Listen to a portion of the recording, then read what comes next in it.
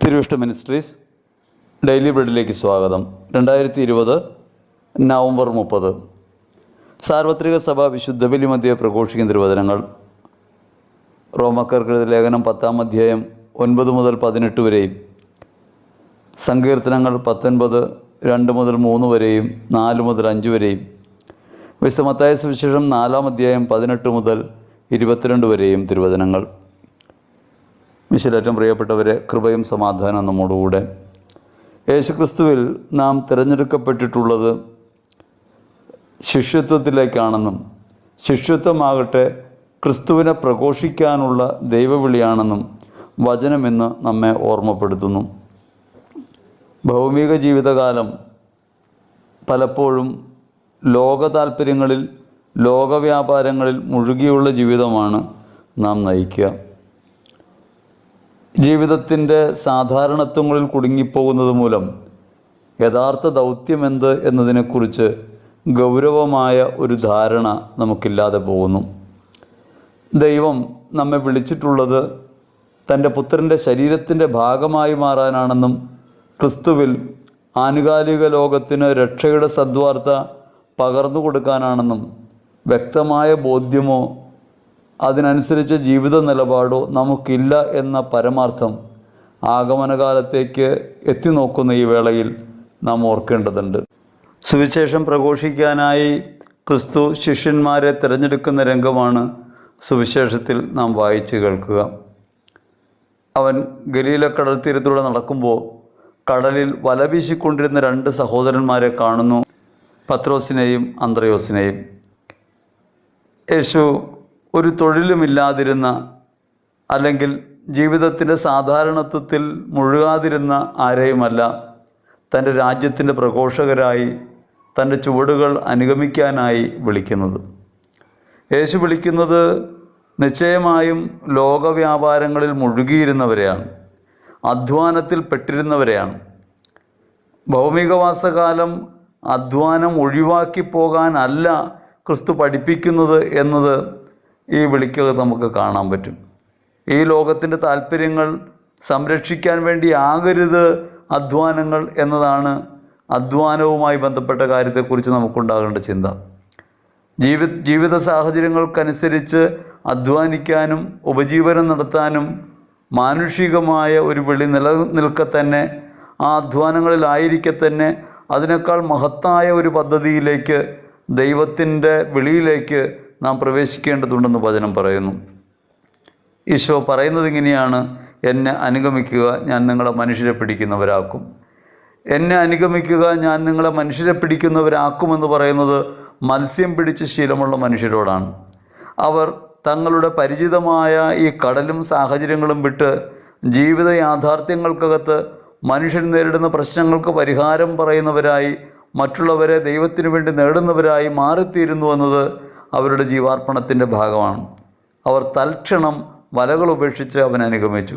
ജീവിതത്തിൽ എന്നെ ദൈവം വിളിക്കുന്നുവെന്ന് ബോധ്യമുണ്ടാവുകയും ആ ബോധ്യത്തിനനുസരിച്ച് ജീവിതത്തെ പരിവർത്തിപ്പിക്കാൻ മനസ്സ് കാണിക്കുകയും ചെയ്യുന്നു എന്നുള്ളതാണ് അവരെടുത്ത ജീവിത നിലപാട്. യേശുക്രിസ്തുവിൽ തിരഞ്ഞെടുക്കപ്പെട്ടവരായിട്ടും ക്രിസ്തുവിൻ്റെ വിളി തിരിച്ചറിഞ്ഞിട്ടും ക്രിസ്തുമാർഗത്തിൽ ചരിക്കുന്നെന്ന ഭാവേന ലോക താല്പര്യങ്ങളിൽ മുഴുകി നാം ജീവിക്കുകയാണ്.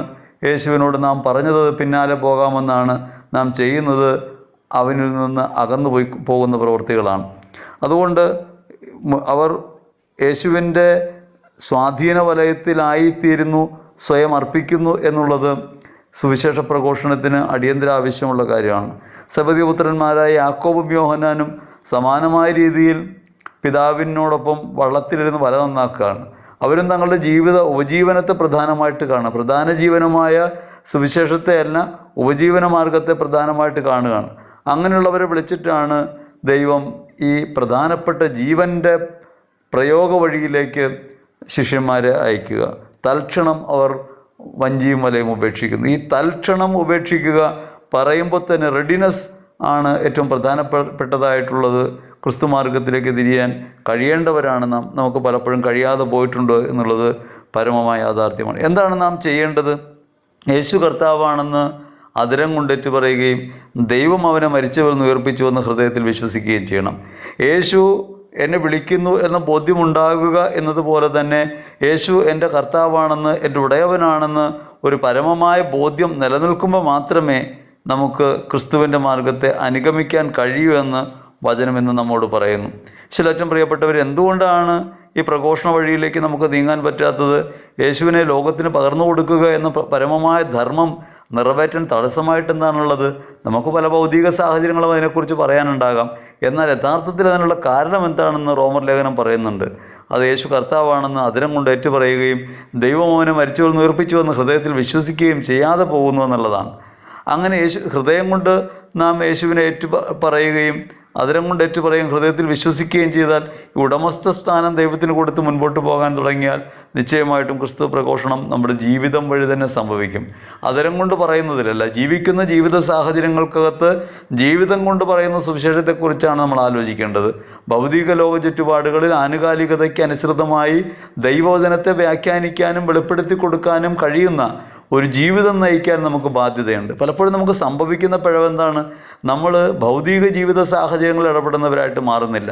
യേശുക്രിസ്തുവിലുള്ള വിശ്വാസം പോലും നാം മാറ്റിവെക്കുന്നത് അതൊരു ഭൗതിക യാഥാർത്ഥ്യത്തിൽ നിന്ന് അകന്ന് ഒരു ആശയപരതയുടെ ലോകത്ത് നിലനിർത്തുന്ന തരത്തിലാണ്.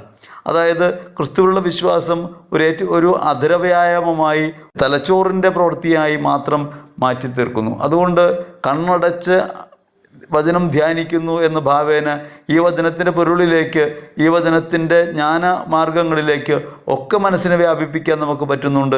ജീവിതപ്രയോഗ വഴിയിലേക്ക് ഈ ക്രിസ്തു വചനത്തെ കൂട്ടിക്കൊണ്ടുവരാനായിട്ട് നമ്മൾ താല്പര്യപ്പെടുന്നില്ല. ഞാനും നിങ്ങളും ജീവിക്കുന്ന ജീവിത ചുറ്റുപാടുകളിൽ ഒരു റെഡിനെസ് വേണ്ടത് ജീവിതത്തിനകത്ത് ക്രിസ്തുവിനെ ഒരു പ്രയോഗമാർഗമാക്കി അവതരിപ്പിക്കുന്നതിനാണ്. ആനുകാലിക ലോകം നേരിടുന്ന പ്രതികൂലങ്ങൾ, വൈരുദ്ധ്യങ്ങൾ, ജീവിത സമസ്യകൾ എന്നിവയ്ക്ക് ഉത്തരമായി എങ്ങനെയാണ് ക്രിസ്തുവചനം പ്രവർത്തിക്കുക എന്ന് ജീവിതം കൊണ്ടല്ലാതെ വെളിപ്പെടുത്താൻ സാധ്യമല്ല. നമ്മുടെ ചിന്തകളും ഭാവനകളും എത്രത്തോളം മഹത്തരങ്ങളായി പറഞ്ഞാലും വിശ്വാസത്തിൻ്റെ പൈതൃകമെന്ന് നമ്മൾ അവകാശപ്പെടുന്ന ആചാരമര്യാദകളിലൂടെ നാം കടന്നുപോയാലും ആനുകാലിക ലോകത്തിൻ്റെ പ്രയോഗ വഴിയിൽ ക്രിസ്തുവിനെ അവതരിപ്പിക്കാൻ ഒന്നും പര്യാപ്തമാവുകയില്ല. അതുകൊണ്ടാണ് പലപ്പോഴും ഈ ആശയപരമായ ലോകം അല്ലെങ്കിൽ ഈ ആചാരപരമായ ലോകം അകന്നു നിൽക്കുകയും ഇപ്രകാരമുള്ളവരൊക്കെ ബുദ്ധിഹീനരാണ് എന്ന് ലോകം പറയുകയും ചെയ്യുന്നത്. ജീവിത സമസ്യക്കകത്ത് ഉത്തരം പറയാൻ പറ്റണം. ഒരുവൻ നേരിടുന്ന ജീവിത പ്രയാസത്തിനകത്ത് എങ്ങനെയാണ് കർത്താവ് ഇടപെടുക എന്ന് പറയാൻ പറ്റണം. ഇപ്പോൾ കൊറോണ വന്നു. ഈ കൊറോണയ്ക്കകത്ത് ദൈവം ഇടപെടുന്നത് എങ്ങനെയാണ്? കൊറോണയിലൂടെ ദൈവം ഉദ്ദേശിക്കുന്നത് എന്താണ്? ഭൗതിക ജീവിത സാഹചര്യത്തിനകത്ത് ക്രിസ്തുവിൻ്റെ സാഹോദര്യം ആനുകാലിക ലോകത്ത് അനുഭവപ്പെടുത്താൻ കഴിയും വിധം ജീവിതത്തിന് മാറ്റമുണ്ടാകണമെന്നൊരു കാര്യമാണ് ഈ കാലഘട്ടം നമ്മുടെ മുമ്പിൽ കൊണ്ടുവന്ന് വയ്ക്കുക. സുവിശേഷം എന്ന് പറയുന്ന ജീവിതമായി മാറുമ്പോൾ അവനവൻ കേന്ദ്രീകൃതമായ ജീവിതത്തിൽ നിന്ന് മാറ്റമുള്ള ജീവിതം ഉണ്ടാകണം. നമ്മളിന്ന് ചെയ്യുന്ന പ്രവൃത്തി എങ്ങനെയാണ്? സ്വന്തം കാര്യം നോക്കുന്ന പ്രവൃത്തിയാണ്. അവനവന് വേണ്ടി ജീവിക്കുകയാണ്. അവനവൻ്റെ താല്പര്യങ്ങൾക്കനുസരിച്ചാണ് ജീവിക്കുന്നത്. അവനവനാണ് പ്രധാനപ്പെട്ടത്. അതുകൊണ്ട് വ്യക്തി കേന്ദ്രീകൃതമായ, സ്വത്ത് കേന്ദ്രീകൃതമായ ഈ രണ്ട് വൈകല്യങ്ങളിൽ നിന്ന് വിമോചനം പ്രാപിച്ച് എങ്ങനെ അവരന് വേണ്ടി ജീവിക്കാൻ കഴിയുമെന്നാണ് ഈ കൊറോണയുടെ കാലം നമ്മെ പഠിപ്പിക്കേണ്ടത്. ഈ കാലഘട്ടത്തിൽ വ്യാഖ്യാനിക്കേണ്ടത് അങ്ങനെയാണ്. ക്രിസ്തുവചനത്തിൻ്റെ പരമമായ ധർമ്മം അവരസ്നേഹമാണെന്ന്, അവരെ ശുശ്രൂഷയാണെന്ന്, അല്ലെങ്കിൽ അവരിൽ ക്രിസ്തുവിനെ കാണുന്നതാണെന്ന് ആനുകാലിക ലോകത്തിന് ജീവിതം കൊണ്ട് പഠിപ്പിക്കാനാണ് ഈ കാലയളവുള്ളത്. അതുകൊണ്ട് കർത്താവാണ് എൻ്റെ ഉടയവനാണ് നിൻ്റെ ഉടയവൻ, എൻ്റെ കയ്യിൽ അവിടെ നിന്ന് ഏൽപ്പിച്ചിട്ടുള്ളത് നിനക്ക് വേണ്ടി കൂടിയാണെന്ന്, നിൻ്റെ കുറവുകൾക്കും പോരായ്മകൾക്കും പരിഹാരമായിട്ടാണ് ഞാനുള്ളതെന്ന് പറയാൻ കഴിയും വിധം ജീവിതത്തെ മാറ്റി തീർക്കാൻ കഴിയുന്നില്ലെങ്കിൽ ക്രിസ്തുവചനം പ്രായോഗിക മാർഗത്തിലേക്ക് പ്രവേശിക്കുന്നില്ല എന്ന് തിരിച്ചറിയണം.